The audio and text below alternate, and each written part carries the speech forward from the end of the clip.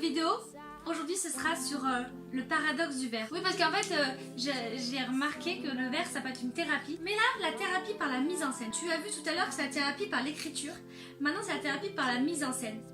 La mise en scène du verre. As-tu remarqué que le verre est un paradoxe, est une couleur paradoxe? Enfin, c'est les humains qui l'utilisent de manière paradoxe. Nous, ce qu'on va faire, c'est qu'on va utiliser dans un sens et on va l'utiliser dans l'autre. Et même nos ancêtres l'utilisaient déjà de manière paradoxale. Enfin, ils l'utilisaient plutôt dans un symbole. Tu as vu certainement la symbole de ma dernière vidéo. Alors là, je te propose d'utiliser un symbole par le verre. Alors en fait, tu as remarqué sans doute qu'il est utilisé et il est aussi rejeté. Utilité pour le cinéma ou alors en science pour les expériences. Il est utile et rejeté aussi. Il est utile parce qu'on l'utilise en fond vert pour mettre des incrustes.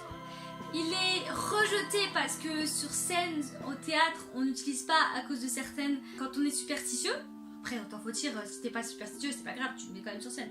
Alors après, il y a aussi une autre chose. Tu savais qu'en fait, le verre était l'emblème du mal au Moyen-Âge? Donc en fait, bien ou mal être. Le verre, il est un symbole de nature et de liberté. Ouais, tu as le verre dans la nature, la pelouse, les arbres, et de liberté. Tu te sens, quand tu vois du verre, tu te sens plus libre. Il y a l'ambivalence du riche et ambigu. Une vieille superstition.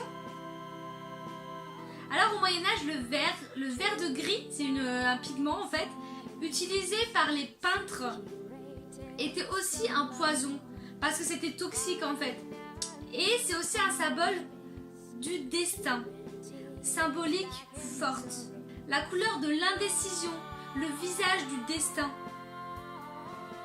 Là maintenant tu te dis, mais attends, ouais, maintenant que tu dis ça, je me souviens, je revois, il y a des fruits gâteaux. Là, maintenant tu verras truc partout, regarde bien tous les symboles. Les pelouses de terrain de sport, comme je disais, tout ce qui est nature. Le tapis des joueurs de cartes. T'as vu des joueurs de cartes de poker? Les tables de ping-pong, elles sont quelle couleur? Le vert incarnait la chance, la fortune et l'argent. Bien avant l'apparition du dollar, parce que dollar c'est vert, mais bien avant l'apparition du dollar.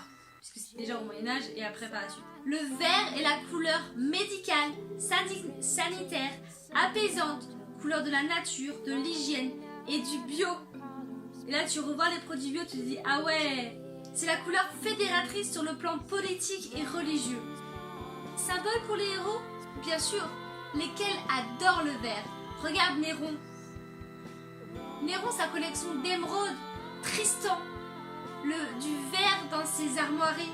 Il se cache dans la forêt pour fuir la colère du roi Marc. Il adore les arbres et les tilleuls. Et Molière, il écrit le Misanthrope à une période où le vert est en vogue chez les princes. Et enfin, il y a Alceste avec son ruban vert. Tu vois les symboles? Voilà, j'espère que ça t'a beaucoup apporté et que tu as vu le paradoxe du verre. Comme quoi, j'ai envie de te dire, prends le verre comme toi tu veux. Que ce soit en bien ou en mal, dans tous les cas, ce sera pour toi. Donc en fait, fais-toi confiance, mais dans tout, c'est juste pour te dire que dans tout, il y a le paradoxe. Paradoxe du verre, paradoxe de telle chose par rapport à d'autres choses, mais dans la vie, c'est un paradoxe. Alors, choisis le verre de bien ou de mal. À toi de répondre en commentaire, à toi de me dire ce que tu en penses. En tout cas, je te dis à bientôt pour de prochaines vidéos.